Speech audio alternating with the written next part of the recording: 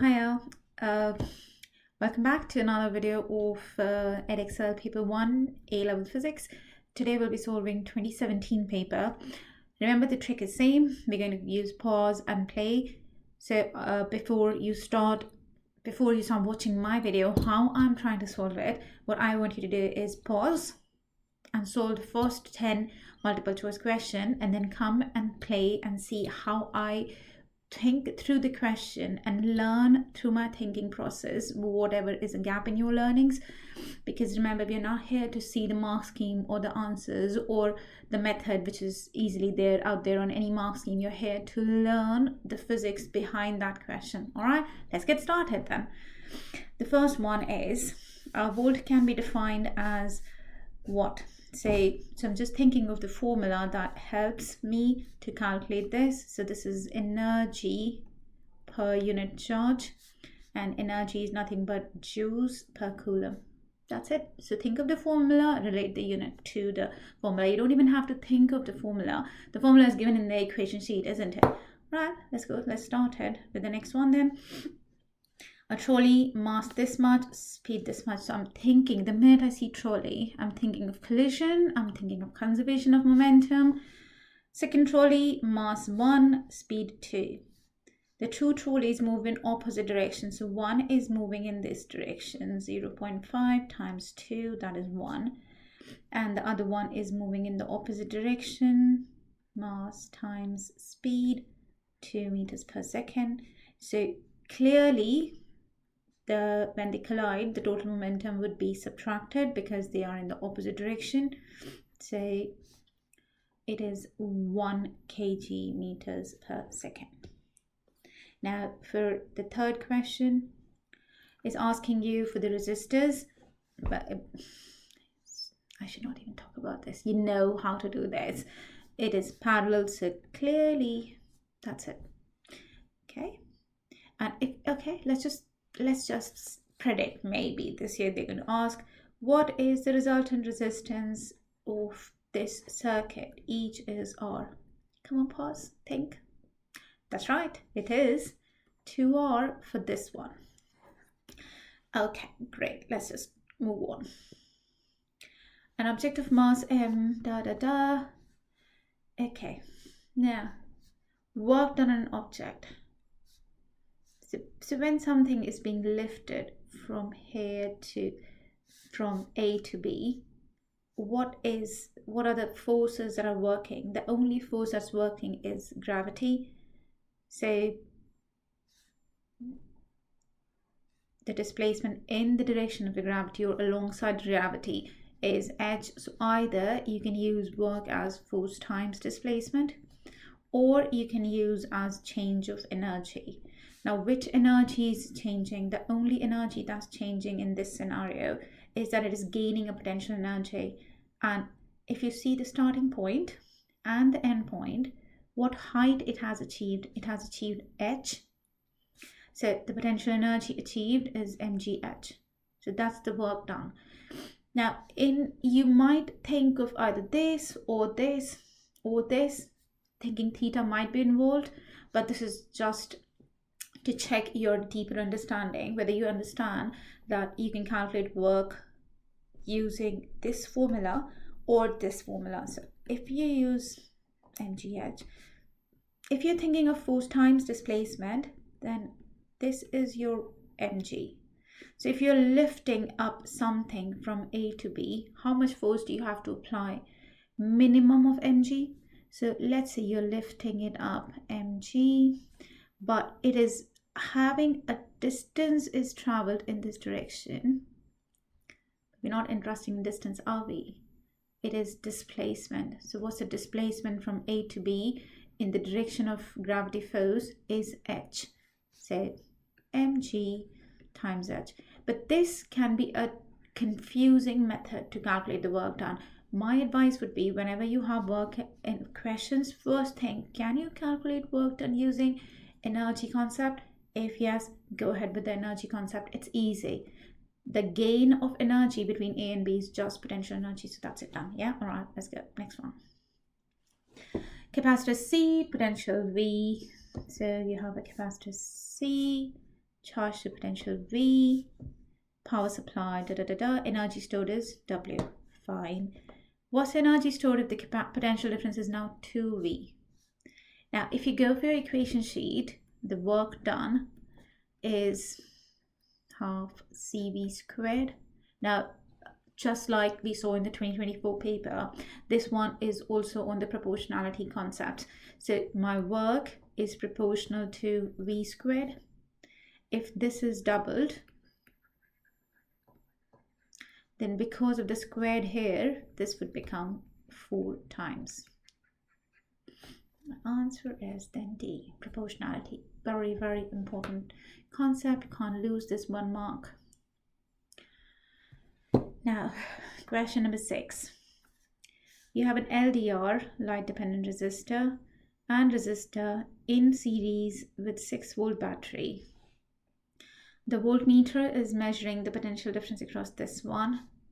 In daylight, the voltmeter reads 3 volts. So this is in 3 volts in daylight. Perfect. Now what's happening if it is in total darkness? Now I am thinking how my resistance changes with the intensity of the light. So this is my intensity of the light and this is the resistance. So when my light increases, resistance decreases. But if I go to the complete darkness, my resistance is kind of infinity. So if the resistance is infinity or very, very large, if this resistance is very large, then there will be almost no current in the circuit, And because there's no current flowing in the circuit, there will be no voltage drop across this resistance. So this entire voltage will appear across your resistor, your light dependent resistor. So answer would be, it should be 6 if it was infinite, so it'll be a little below 6. It cannot be 0, it cannot be 3. So the only option is 6. Remember, if it is complete darkness, the resistance of an LDR is infinite. Hence, no current would flow in the circuit and entire potential difference will be available to our LDR. That is it. Okay, 7th one. A circuit is set up as shown in the diagram. Lamps X and Y are identical. Okay, the coil has a soft iron core. So this coil has, so now here is my cue. My question is telling me, all right, I am going to be talking about induced EMF and induced current. Okay, I've not yet read the question. Okay, trust me, I'm just reading it with you. So these are my cues in the questions. Okay, let's see. The resistor and the coil have same resistance. So this and this have same resistance. And X and Y are identical. So whatever voltage is X, it should have same voltage across Y. But when it is switched on, this one would have an induced EMF, hence an induced current, which will try to oppose the main current. So because it is opposing the main current, lights after a delay, but minute your current becomes constant, obviously this is a DC battery, the current would become constant in the circuit. So the minute the current becomes constant, the induced EMF, induced current would become 0. So this will behave like a normal resistor. Hence, the brightness of Y will be same as that of X.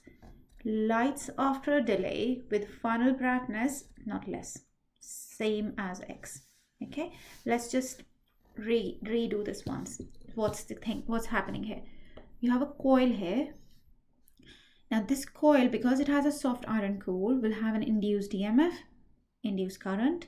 Induced current opposes the main current, but the minute the main current, say when you switch on, at the time you switch on, what's happening? Current has increased from 0 to max. So this change of current produces induced EMF. But obviously it's not going to keep changing, is it? So you have switched it on, current has become maximum, the change stops, it stops changing, induced EMF becomes 0, this becomes 0, so it has the same brightness as that of X once the current becomes constant. So it's a slight delay, and that's it, done. All right, so this is a major concept here. The only difficult question I would say till now is the 7th question. Remember, we're just learning the concept. We're not doing anything else. Right, let's just do the question number 8. Alpha particle scattering experiment led to a number of observations and conclusions. Which row in the table? Correct observation, corresponding conclusion. Let's see. Most alpha particles came straight back. Sorry, that's not happening. Most of the alpha particles went straight through. So this is not wrong, this is wrong, this is right, this is right. Now let's go to this one. Nucleus is charged. This is already, we have seen that this is wrong. Now we're thinking about this. If they're going straight through, it is empty space. C is the answer. Sometimes they make the paper so easy, so easy. Next to the 9th one. A mass is attached to a light thread which is fixed at X. So fixed, so it is fixed here. Mass is moving at constant speed. Speed is constant. That means there's no resultant force in the direction of the speed. What are the forces? Let's see. It would have an mg. This, right? This is absolutely wrong. There would be a tension. So this and this, right? And this is right. Now, why would this? There's nothing to exert these two forces. There's nothing. What else do you think? Now, so if you're thinking of centripetal force, I know some of you are thinking of centripetal force. That's not right. That is not right. Centripetal force comes because of the resultant of tension and weight. So what would happen is mg is acting downwards. And if I assume that this is theta, this is t cos theta, and this is t sine theta. So what's happening is t sine theta is going to provide the required centripetal force. But it is not a new force. So it's a component of tension.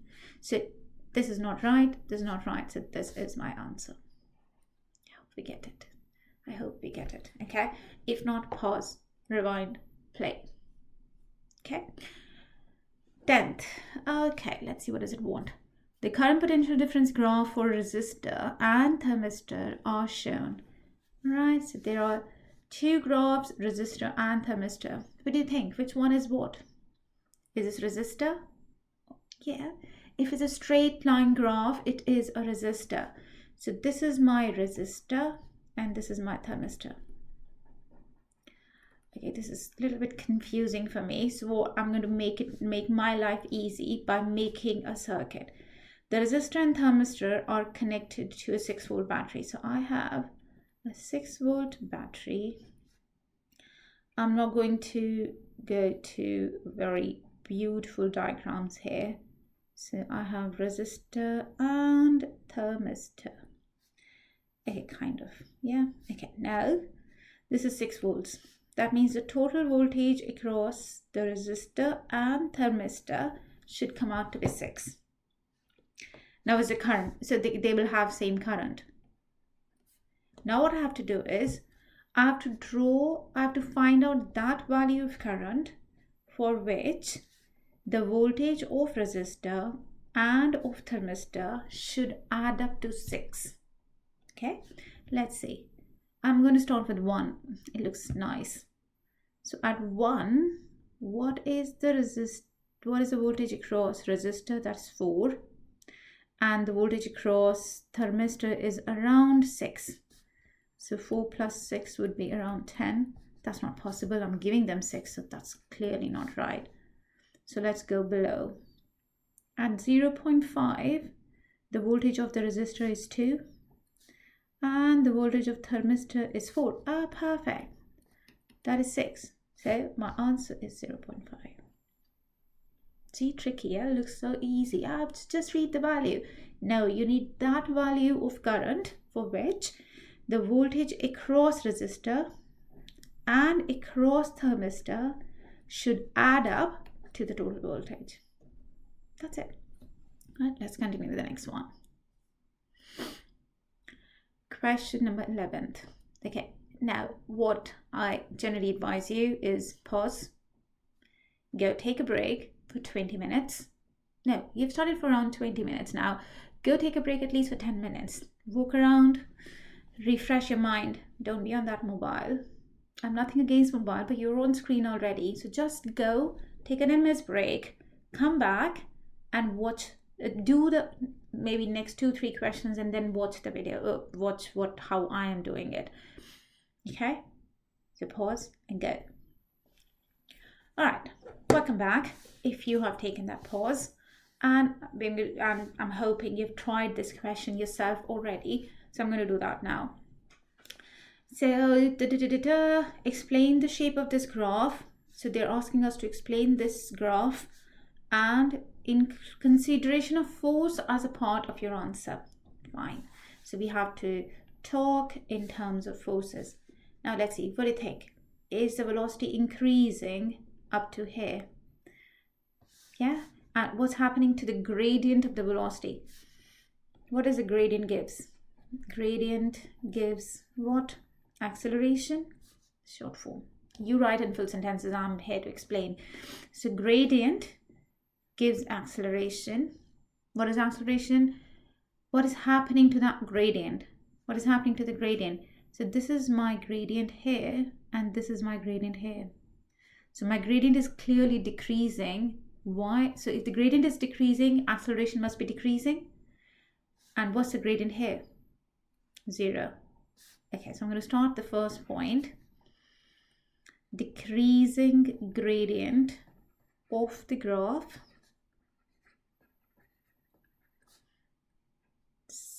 means acceleration is decreasing and becoming 0 eventually. Now, if acceleration is becoming 0, what is the cause of acceleration? Newton's second law, force, perfect. Force, so whenever I ask a question, always pause the video.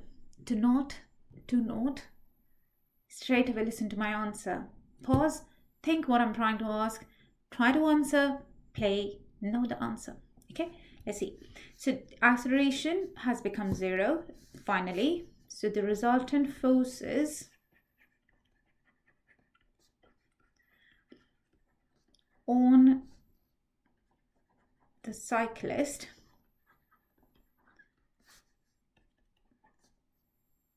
are decreasing and becoming 0.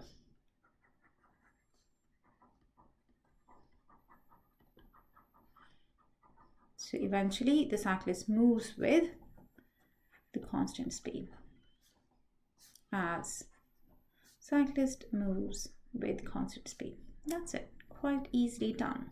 Now what the question is trying to see is whether you can link the gradient of the graph to acceleration. First point. So what we're learning, velocity time graph gradient gives acceleration. Second point of learning, how's acceleration related to force? Newton's second law. So then they want to see whether they can observe what's happening in the graph. What's happening in the graph? The gradient is decreasing, and then you link it with the acceleration. So acceleration is decreasing and becoming 0. Obviously, that's your point. And because acceleration is becoming 0, where is that coming from? Because the force, resultant force, is becoming 0. That means, now why would the resultant force will be becoming 0? Because the applied force is equal to the resistive forces. And where is this resistive forces coming from? One resistive force is coming from friction. Now this is not related to this question. I'm just trying to teach you the concept now. So this is the friction, and obviously one more force is the air resistance, which increases as the speed increases. Okay. A student makes the following statement: work done by cyclist is converted into the kinetic energy of the cyclist and bicycle. If you have not tried the question yet, suggest pause and just do it again. If you've done it clearly, what a blunder! What a blunder! How is that possible that whatever work he's doing is converted only to kinetic energy? Where is all the losses going? Not talking about friction, not talking about air resistance, nothing. So, what is... Okay, go ahead, criticize. Go ahead, say what's the first point? Not right. Why is not right? Not correct. As work done is equal to change in, I'm going to write change in total energy or kinetic energy plus losses of energy against resistive forces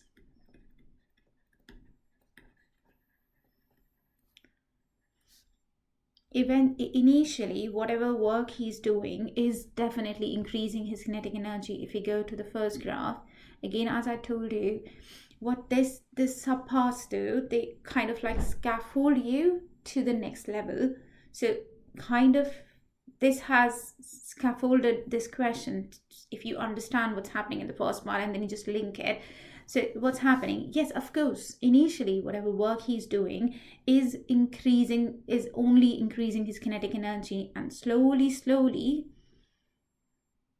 the whatever work he's doing is not only increasing his kinetic energy but is also getting transferred to the air resistance and friction. Next to the next one. Oops, sorry. Question number 12.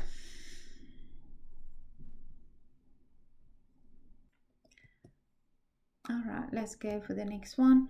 The shot put in the Olympic field event, the distance for the women's world record is medal ball. Okay, fine.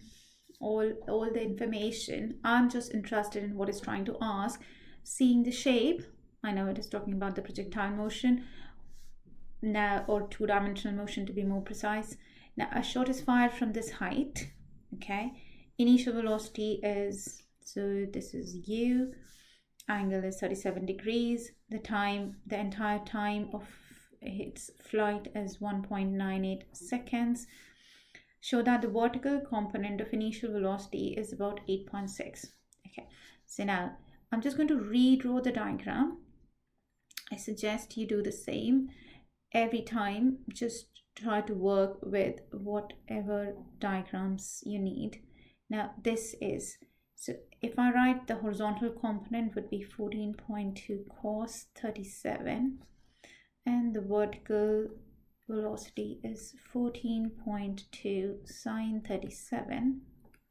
Because it's asking vertical, this is, if you work out, give me a second, let me work it out. All right, so this is coming as 8.55 meters per second. So that is matching. Do not forget to write the unit. Okay, now calculate the height h above the ground from which the shot was thrown. As asking for this height. Now it might look very daunting at the start, but it is not that difficult. It is just using equation of motion in the y direction.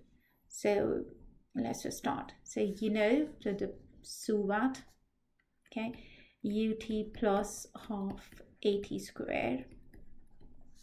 Now the displacement is h in what direction, starting from A and ending at B. So as you can see, because it is starting at A and ending at B, it has a downward displacement. So you can just start writing. You have to accept that your final answer would be negative, because finally between A and B the displacement is in downward direction.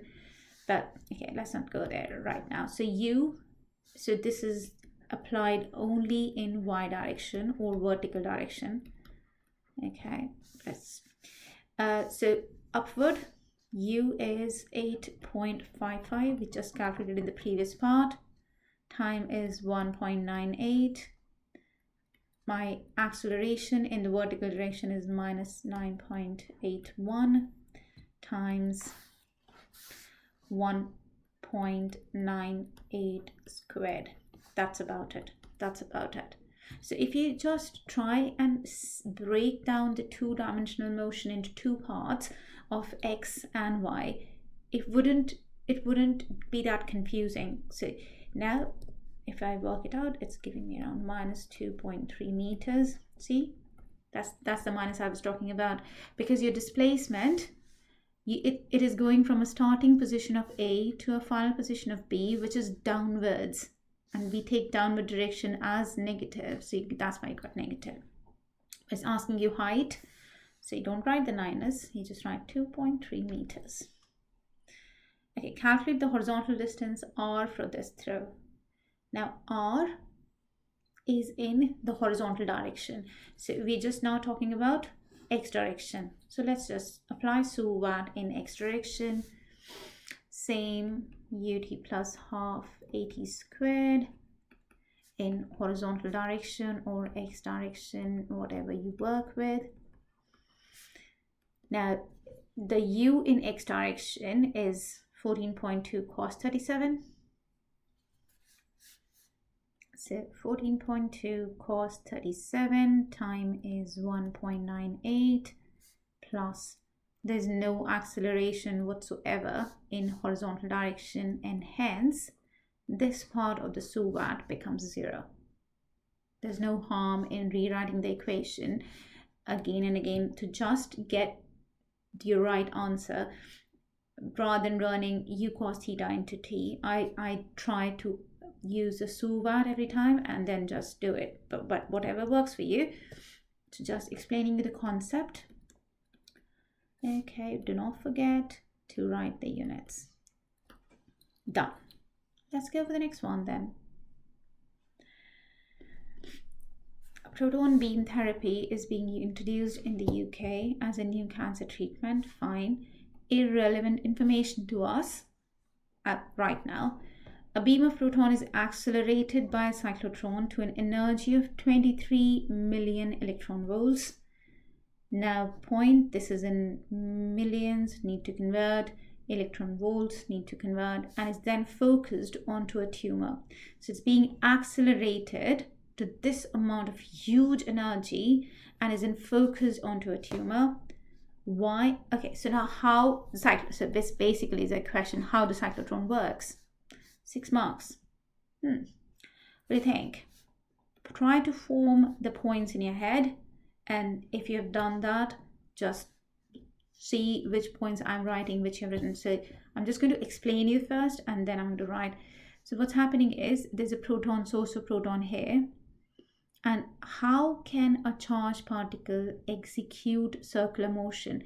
So the idea here is the proton particle enter here, and then it is accelerated, comes here.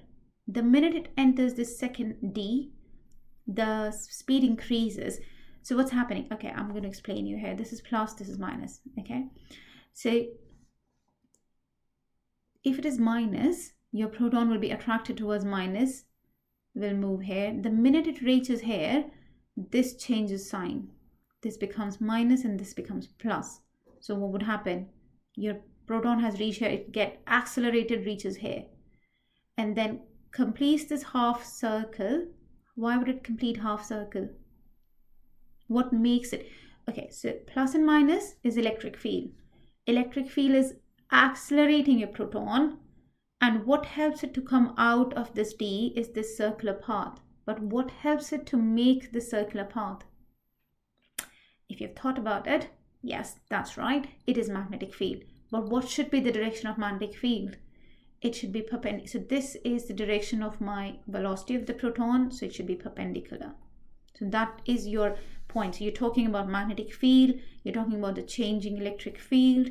So whenever it moves from one D to another D, the speed increases, and hence what's happening? The size of the radius is increasing. Every time it changes from one D to another, the radius is increasing because the speed is increasing. So how would I know my radius is increasing? Is because my speed of my how do I know my speed is increasing? It's because the radius is increasing. All right, so let's just start writing. The first point here would be that because the proton is entering the D, there should be the changing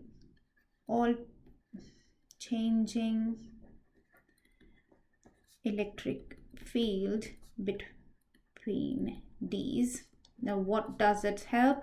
Why changing? If this is continuously minus, your proton would never come out of this D. It will never get attracted to this. So this plus minus changes minus plus, then plus minus, then minus plus. This keeps on changing the direction. So changing electric field between D's accelerates the proton.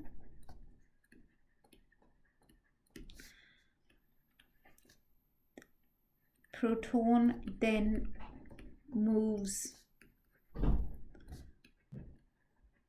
half circle in the D.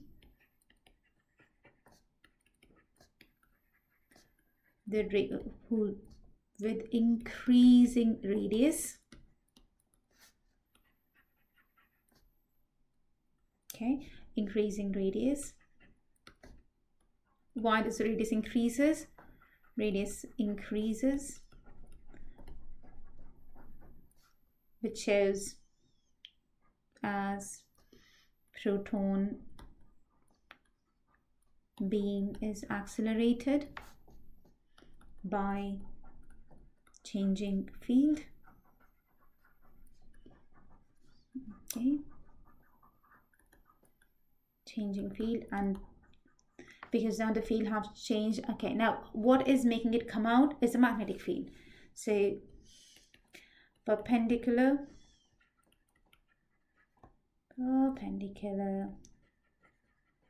magnetic field then helps the charged particle, or helps the proton to